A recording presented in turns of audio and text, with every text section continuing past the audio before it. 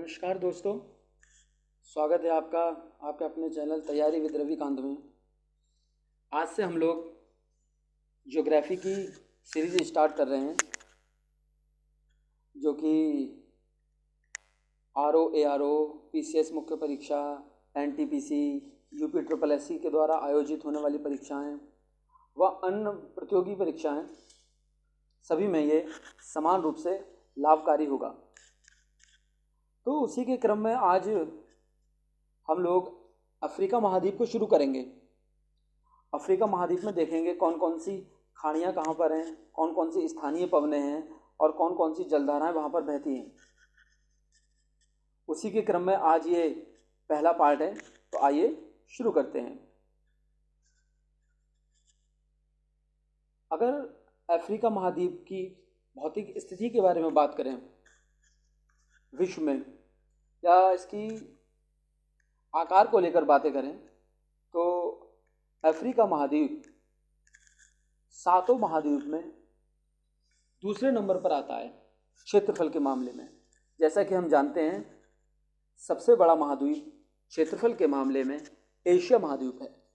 Africa महाद्वीप दूसरे number पर आता है। अफ्रीका महाद्वीप को अंध महाद्वीप भी कहा जाता है, क्योंकि इसमें आर्थिक और राजनीतिक विकास बहुत कम हुआ है। हालांकि इसको आशा का महाद्वीप भी कहते हैं, क्योंकि यहाँ पर संसाधनों की संभावना बहुत ज़्यादा है। अगर हम इसको प्राकृतिक रूप से देखें कि इसके चारों ओर कौन कौन से महासागर या सागर हैं, तो यहाँ हम देख पा रहे हैं कि इसके पश्चिम में दक्षिणी अटलांटिक महासागर है, इसके पूर्व में हिंद महासागर है, और अगर सागरों की बात करें तो ये देख पा रहे हैं यहाँ पर अरब सागर है, उत्तर में भूमध्य सागर है,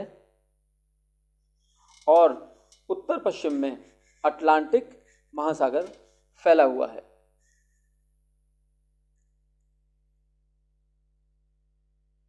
तो हमने देखा कि चारों ओर इसके कौन कौन से महासागर हैं।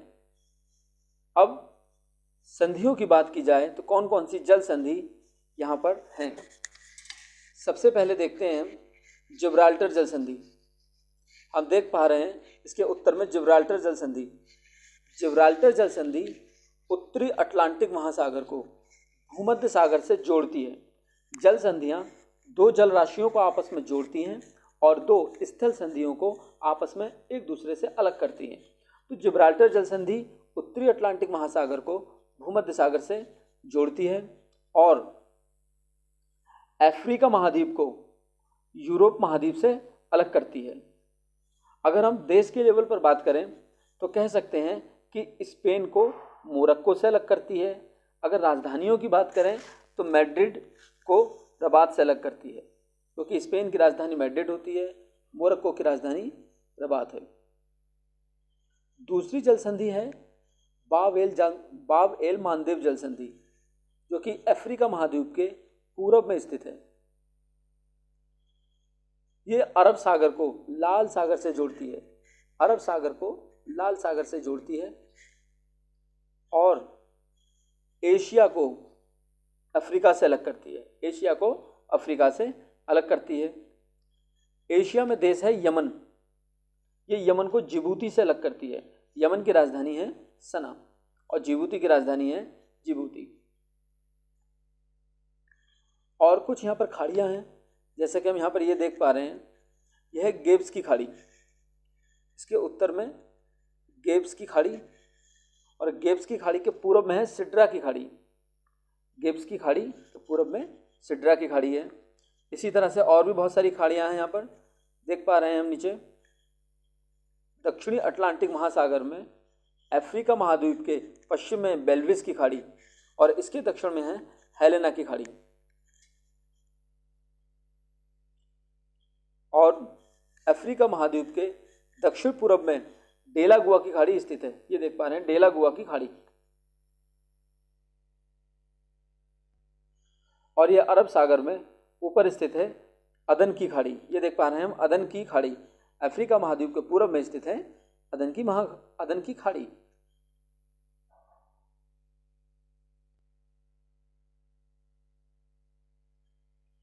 यहाँ पर अफ्रीका महाद्वीप में यहाँ हम देख पा रहे हैं ये है सुएज नहर, जो कि लाल सागर और भूमध्य सागर के बीच में बनी हुई है सुएज नहर। इसका निर्माण 1869 में हुआ था और 1956 में इसका राष्ट्रीयकरण हुआ था। इसकी टोटल लंबाई है 168 किलोमीटर। सुएज नहर के बनाने से लाभ ये हुआ है कि यूरोप और इंडिया के बीच की दूरी 7000 किलोमीटर कम हो गई है। सुएज नहर के बनने से यूरोप और इंडिया के बीच की दूरी 7000 किलोमीटर कम हो गई है।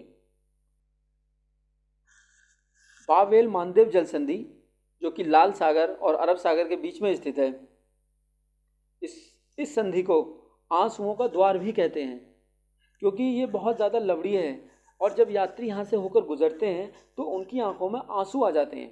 इसी कारण बाब-एल मांदेव जल संधि को आंसुओं का द्वार भी कहते हैं। इसी क्रम में आगे देखें तो बहुत सारी जलधाराएं यहाँ पर हैं। यहाँ पर हम देख पा रहे हैं अफ्रीका महाद्वीप के उत्तर पश्चिम में यह है कनारी की जलधारा, जो कि उत्तर से दक्षिण की ओर प्रवाहित होती है और यह ठंडी जलधारा है। कनारी की जलधारा ठंडी जलधारा है। इसी तरह नीचे प्रतिविषुवतीय जलधारा है, यह गिनी की जलधारा, जो कि गर्म जलधारा है। इसके दक्षिण में अटलांटिक महासागर में बहने वाली धारा है बेंगोला की जलधारा, जो कि ठंडी जलधारा है। यह अफ्रीका महाद्वीप के पश्चिमी तट के सहारे दक्षिण से उत्तर की ओर बहने वाली ठंडी जलधारा है बेंगोला की जलधारा। अफ्रीका महाद्वीप के पूर्वी तट पर मेडागास्कर, यह है मेडागास्कर और यह है मोजाम्बिक, इसके बीच से होकर बहती है। मोजाम्बिक चैनल से होकर बहती है मोजाम्बिक की गर्म जलधारा, और मेडागास्कर के पूर्वी तट के सहारे होकर बहती है मेडागास्कर की गर्म जलधारा। ये दोनों जलधाराएं गर्म जलधाराएं हैं। आगे जाकर ये दोनों जलधाराएं मिल जाती हैं और एक संयुक्त जलधारा के रूप में बहती हैं, जिसका नाम है अगुलहास की जलधारा, जो कि गर्म होती है। जब दोनों गर्म जलधाराएं मिलती हैं तो एक संयुक्त गर्म जलधारा बनती है, जिसका नाम है अगुलहास गर्म जलधारा। इसी तरह से हिंद महासागर में बहती है एक जलधारा, जिसका नाम है सोमालियन की जलधारा, जो कि ठंडी होती है। ये दक्षिण से उत्तर की ओर प्रवाहित होने वाली ठंडी जलधारा है। कौन सी जलधारा? सोमालियन की ठंडी जलधारा। तो हमने यहाँ पर देखी कुछ जलधाराएं, कनारी की ठंडी जलधारा, गिनी की गर्म जलधारा, बेंगोला की ठंडी जलधारा, मोजाम्बिक गर्म जलधारा, मेडागास्कर की गर्म जलधारा, जो कि मिलने के बाद क्या बनाती हैं? अगुलहास की गर्म जलधारा बनाती हैं।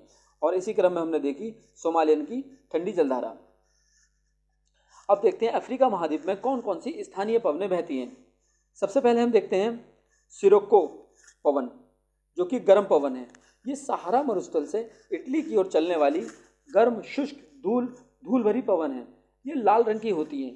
जब ये भूमध्य सागर को पार करती हैं तो अपने साथ बहुत सारी धूल भरी लाल कण लेकर जाती हैं और इटली में वर्षा करती हैं, जो कि लाल रंग की होती है, जिसको वहाँ पर ब्लड रेन भी कहते हैं। और इसी सिरोक्को पवन को यहाँ लीबिया में गिबली कहते हैं और ट्यूनीशिया में चिहली कहते हैं। सिरोक्को पवन को लीबिया में गिबली और ट्यूनीशिया में चिहली कहते हैं। उसी तरह से ये दूसरी पवन है खमसिन पवन, जो कि सहारा मरुस्थल से मिस्र की ओर चलती है। सहारा मरुस्थल से मिस्र की ओर चलती है। ये भी गर्म हवा है, ये भी गर्म पवन है। फिर है हरमट्टन, ये हम देख पा रहे हैं हरमट्टन। ये सहारा मरुस्थल से गिनी तट की ओर चलने वाली गर्म शुष्क हवा है। जब ये गिनी के तट पर पहुंचती है तो वहाँ पर आर्द्रता को कम कर देती है। जब यहाँ पर आर्द्रता कम हो जाती है तो यहाँ पर बहुत सारे जो जीवाणु होते हैं उनकी मृत्यु हो जाती है, वो खत्म हो जाते हैं, जिससे यहाँ पर लोगों को बीमारी से निजात मिलती है। इसी कारण हरमट्टन पवन को डॉक्टर पवन भी कहते हैं। हरमट्टन पवन को डॉक्टर पवन भी कहते हैं। अगली पवन है केप डॉक्टर। अगली पवन है केप डॉक्टर। ये साउथ अफ्रीका के केप टाउन प्रांत में चलती है और ये ठंडी पवन है। इसी तरह से सूडान में एक हवा चलती है स्थानीय पवन, जिसका नाम है हबूब। ये गर्म पवन है। हबूब गर्म पवन है, जो कि सूडान में बहती है। तो आज हमने अफ्रीका महाद्वीप में खाड़ियाँ देखी और कुछ जलसंधियाँ देखी, स्थानीय पवनें देखी, गर्म जलधाराएं, ठंडी जलधाराएं देखी। इस पार्ट को आज यहीं पर समाप्त करते हैं और आने वाले पार्ट में अफ्रीका महाद्वीप के दूसरे पार्ट में हम पर्वत, पहाड़ और यहाँ पर बहने वाली नदियों को देखेंगे। अगर आपको ये वीडियो अच्छा लगा है तो चैनल को लाइक कर सकते हैं, सब्सक्राइब कर सकते हैं और अपने दोस्तों के साथ सब्सक्राइब भी कर सकते हैं और अपने दोस्तों के साथ शेयर कर सकते हैं। Thank you.